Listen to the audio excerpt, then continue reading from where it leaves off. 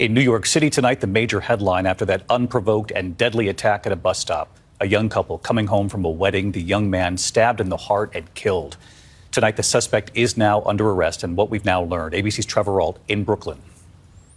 Tonight, 18-year-old Brian Dowling led into a police car in handcuffs. Brian, why'd you do it? Charged with murder with depraved indifference. Brian, what did he do to you? He's accused of killing a 31-year-old man sitting at a bus stop with his girlfriend. They had just left a wedding. That victim was Ryan Carson, a well-known social activist who helped fight poverty and addiction in the community, and authorities say it was a random attack. This surveillance video, key to the case, allegedly showing Dowling in the black sweatshirt walking past Carson and his girlfriend, Dowling then allegedly threatening Carson, who puts himself between the attacker and his girlfriend. Backing away, Carson trips over that bus stop bench and is stabbed multiple times. The knife pierces Mr. Carson's heart, causing his death. Today, detectives were searching Dowling's home near the crime scene when sources tell ABC News Dowling showed up. He was taken into custody without incident. Investigators finding a black sweatshirt matching the one in the video and a knife that's now being tested. And David, the suspect Brian Dowling is now due in court to be arraigned on these charges tomorrow. Tomorrow also would have been Ryan Carson's 32nd birthday. Welcome to BuzzReview. I'm Buzz, guys. Over the past couple of days, a left-wing activist Antifa rioter was stabbed to death in Brooklyn following an altercation with a man that was kicking a moped. He thought it was wise to tell the man to chill. Nonetheless, the guy charged him stabbing him. The New York Post: tearful teen suspect charged with murder as cops recover a knife, sweatshirt after random fatal stabbing of beloved New York City activist. Beloved. You can see where the New York Post stands. They quote put beloved New York City activist because this guy is such a great guy, guys. Like, this guy literally stood for hate for the police, defunding the police. He was probably there at BLM riots, helping the chaos.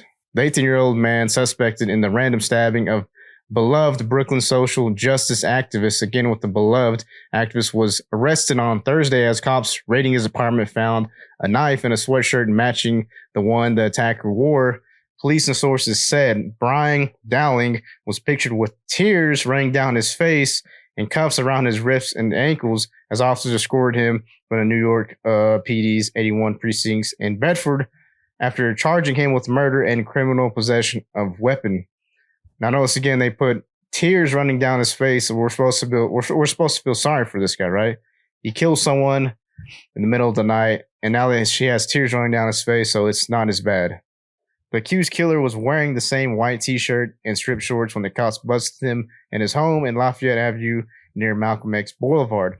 Just bound from the block for Ryan Carson, 32, was knifed to death earlier Monday with his girlfriend, who watched and did nothing and was very apologetic. Gave no description.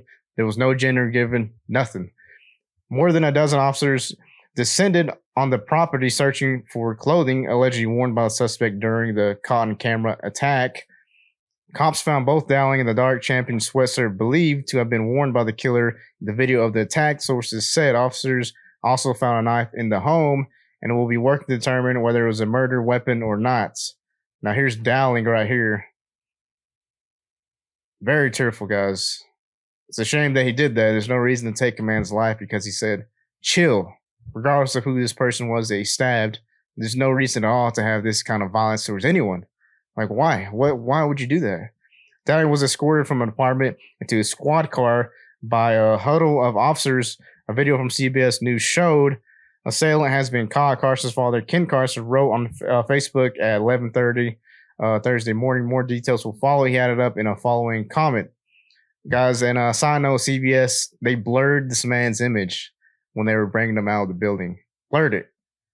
But when it was a white guy, or they did not. They don't do that, guys. The hypocrisy, the blatant racism these people have. When it's a white person, they show it. They put his face all over the news, name, everything immediately. A black and brown person, they're going to start blurring his images out for some reason. Makes no sense. I'm on the road escorting Ryan home to Massachusetts right now. I wasn't leaving New York City without him. Dowling lawyered up and did not make any statements to the cops after his arrest. Law enforcement sources said. Sources previously identified a mentally disturbed teen as the main interest in the murder of Carson, who was attacked near the B38 bus stop in Bedford just before 4 a.m. Monday. Carson, a longtime campaign organizer for New York Public Interest Research Group, and his girlfriend were heading home from a wedding on Long Island when a senseless attack occurred, police said. The assailants seemed to target Carson at random, forcing the community advocate to stand between the stranger and his girlfriend. A troubling surveillance footage obtained by the Post showed, the footage showed that Carson said something to the guy and immediately ran back, leaving his girlfriend in between him and the attacker. So the way they worded this isn't really correct.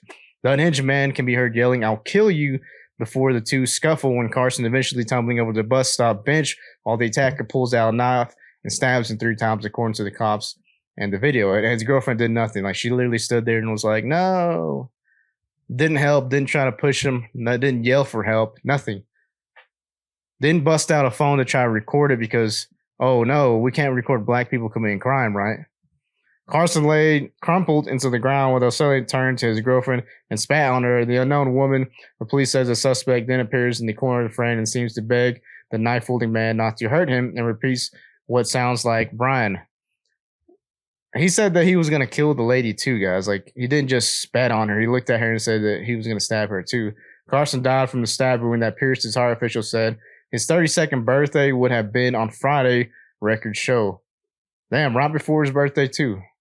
And there they are, the activist and his girlfriend, who did not want to give a description of the black man, didn't even give a gender, didn't give a clothes or nothing. Didn't want to talk to the police or cooperate, even though this is supposed to be the person that she loves. That's not love at all. This is a deadbeat woman right here, guys. By Wednesday, police said that they have identified a suspect, but were waiting for probable cause to make the arrest, New York City PD Chief of Detective Joseph Kinney said. Police said that the alleged attacker may have been fighting with a woman identified by friends as his twin sister, Brianna, shortly before he began kicking over and damaging mopeds and scooters that were parked on a sidewalk. So he fights with his sister and he goes outside to release some steam. And what does he do? Kick mopeds. Like, that's a good way to vent. That's what this guy does. He then turned on Carson seizing, what the F are you looking at? Sources said the teen works at a high school in Clinton Hill and is known for frequent the area, Commodore and Bear Park in Fort Greene. It's unclear if he had a juvenile record, which would be sealed, but Dowling was issued 3 sums in 2022, including 2 for disorderly conduct, and was a robbery victim in 2021, sources said. He is also cited in an incident report related to July incident, which an aunt claimed he smashed objects in his girlfriend's apartment following a night and described him in a 911 call as mentally disturbed. Eric Riddick, 58, who describes himself as the best friend of the suspect's dad, Brian Dowling Sr., and considered the Dowlings his second family, said the teen was always a good kid with no previous red flags that would explain the murderous actions he's accused of. Guys, there's video. There's no being accused. There's actual video evidence.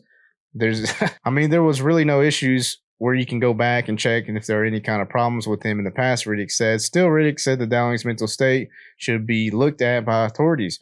Riddick said he's spoken with the teen just a couple weeks ago on the block and everything looked fine, adding that Dowling, who was heavily into sports and just graduated from high school this past spring, most recently worked in construction with the previous job at a restaurant, he says. So he's a good guy, I guess. He's painting him as a great guy, a stand-up role model, and next thing you know, he stabs someone to death. He said he was on the phone with Dowling's dad earlier Thursday. He showed up at home in the late afternoon because he was so distraught he couldn't speak to me. The 2 young women described themselves as the best friends, Brian's twin sister Brianna, but also friendly with Brian, also showed up at Dowling's house. And when he asked about the suspect's mental health, one of them replied, "I do know there has been issues." So there they go. Issues, guys. They know that something's been up with the guy for a minute. So this is ongoing. Mental deterioration. She refused to give further details before receiving consent from the family. After a few hours Dowling's dramatic arrest, one neighbor who requested to remain anonymous told the Post it was a complete shock to hear about what Dowling did. And here's some pictures from the video. It's him yelling, "I'll kill you," and spat on him. Right there's Dowling on the ground. Probably dead right there. Got stabbed in the heart. What is he even doing roaming the street at that time of day with a knife? Yeah, exactly. What's he doing out there at 4 a.m. kicking mopeds? He himself could have been targeted and stabbed himself at 4 a.m. The individual said he lived in the neighborhood all his life and used to know Dowling's family better. He remembered the accused murderer as a good kid. Today with young kids, you know, they get all their stuff from the internet, all these bad influences, and they don't want to hear what you got to say, which is completely true, guys. These kids don't give a damn anymore, guys. They don't give two shits what you got to say. Forget open doors for women. Forget saying thank you. No, sir. Yes, sir. You're lucky if you get that. I mean, one day you could be dead, close to the person you're thinking of the murderous things, or got murderous mind. I mean, that's major. Other neighbors said Thursday, of course, the arrest of Dowling is a heinous crime, and it is shocking. Imagine if it was someone on your block. Alyssa, 39, added that after reading about Carson's activist work, it seemed like that he would have lived, he would have advocated for Dowling not to be incarcerated like that. So that I think that is the most tragic part about the whole thing. We don't hang out outside 4 a.m., but we heard about it, the news, and there was all this commotion outside. She said, I feel really bad. He made one really bad decision, and that's going to affect him for the rest of his life. One really bad decision. He stabbed someone to death. That's a really, really, how do you even get to that decision? That's what I want to know. I don't understand. That's bonkers. And here's the video that they do have, guys. Let's watch. There's Dowling walking angry, and this is 4 in the morning, guys. There's the activist and his girlfriend, deadbeat girlfriend.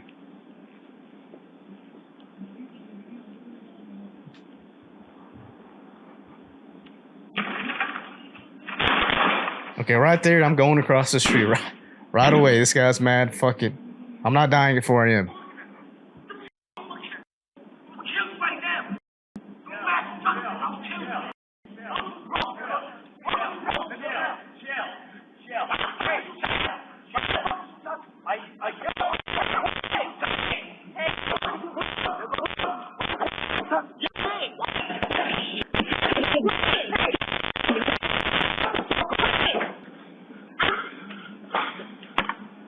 I'm so sorry.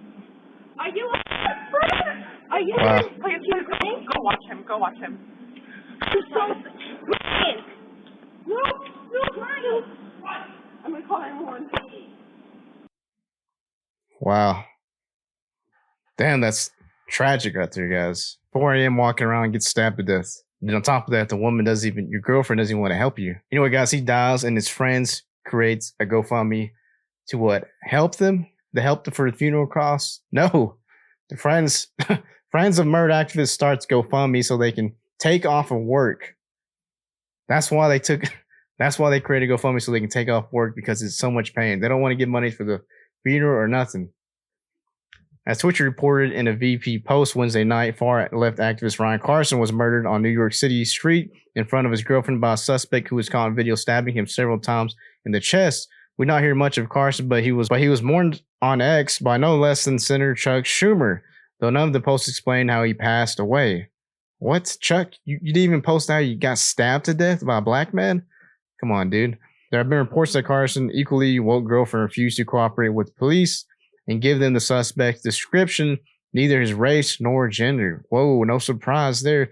Andy Neagle had to say on Twitter, some local media captured the moment when Brooklyn murder suspect of Antifa activist Ryan Carson was arrested by NYPD. CBS New York censored Brian Dowling's face. Neither Carson, BLM activist girlfriend Claudia Morales, nor the police would address rumors that she was uncooperative. I mean, look at this, guys. They actually censored this man's face when he was being taken out. And why do you think that was? Because he was black. That's why. Because black or brown people, we're not committing crimes, right? There he is. That's after he was stabbing the guy. This is the deadbeat girlfriend that wouldn't help find the killer. She didn't want to assume the gender of the dude who just brutally murdered her husband.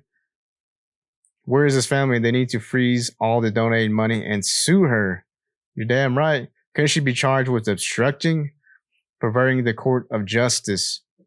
CBS New York likely blurred Ryan Carson's face because they're following the Poynter Institute's post-Floyd guidelines for media outlets to avoid amplifying narratives that connected black and brown communities to crime. We just tell it how it is. And that's how it is, guys. Black and brown communities creating lots of crimes. It's no shock. Neither Carson's BLM activist girlfriend Claudia Morales nor the police have addressed rumors that she was uncooperative in the early investigation. Really, law enforcement sources told media the police did not have a physical description of the person, no gender of who stabbed Carson. Nice ACAB All cops are bastards TV shirt on the girlfriend here. Whoa. No wonder why she wasn't cooperative. Despite Ron Carson dedicating his life to abolishment of law enforcement, the sentiment shared on his BML activist girlfriend Claudia V. Morales, the New York PD worked in overdrive to arrest the black male suspect accused of murdering him on a Brooklyn street. So they went to overdrive because they had to. They had really nothing to work off of because of the deadbeat girlfriend. Breaking the entire NYPD anti-crime unit plainclothes officer is being eliminated. New York City will only be criminals eventually. Why would anyone else live there? And now this is Ryan. This is his other account, Death Cab for Cohen. I mean, you already don't live here, so not exactly sure what your point is. I'm sorry, but abolish police seems like a poorly thought out idea that's gotten popular with shocking speed. And here he is again, the second account. Read a book, bro. What an idiot, guy. What an idiot. Ron Carson's had intense hatred for law enforcement, viewing them as subhuman. He attended a violent BML Antifa riot in 2020 and made observations on how his comrades could better riot. What? He gave them advice on how to better riot. When Antifa were described as pussies, he responded, he would be able to whoop your little baby ass. He wasn't able to do nothing when he was getting chased and stabbed.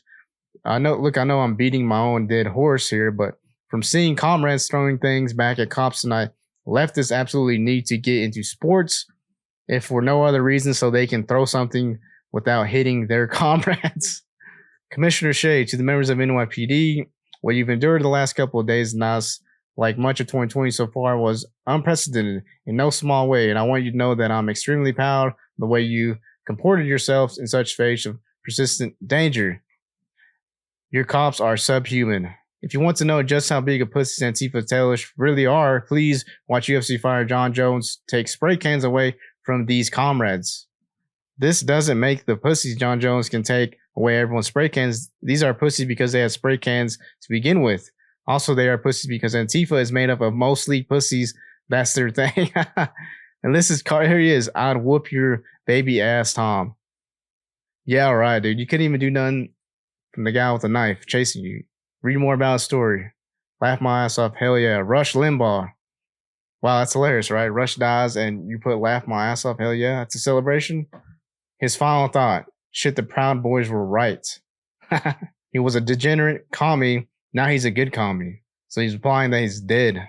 I mean, I don't advocate for violence, guys. It's a shame the man's dead. But he died. He was at 4 a.m. Told the guy chill. Got stabbed in the heart for it. Haha, she didn't want to assume the gender of the dude who was just brutally murdered her husband. Blurred his face. What the heck are we protecting criminals? It seems murder have more rights than victims in blue cities. Correct, black murderers have more rights than white victims. They have started a GoFundMe campaign in order to pay for their time off of work so they can properly grieve. Not sure what to think about this situation. To think about, they're literally wanting people to pay them to not work. I get that they're friend or comrade, but no, we should not be paying for them to take off from work. Criminals take out garbage. I like that headline. Brilliant. Of course, Twitter's going to completely trash this guy and his deadbeat girlfriend. I mean, she didn't want to give a description of the man, didn't give a gender, didn't give the clothing, not jack shit, guys. The worst part about it is their deadbeat friends started a GoFundMe to help themselves get some time off because they're so distraught in the grieving process. They need to go to Cancun or something, have some Mardi Gras. These people are deadbeat commies, guys. They have disdain for the police. They hate white people. They hate themselves. They can't even look in the mirror properly, guys. Ridiculous, guys. Anyway, let me know in the comments what you think about this. Like, comment, subscribe to the BuzzReview. See you on the next one.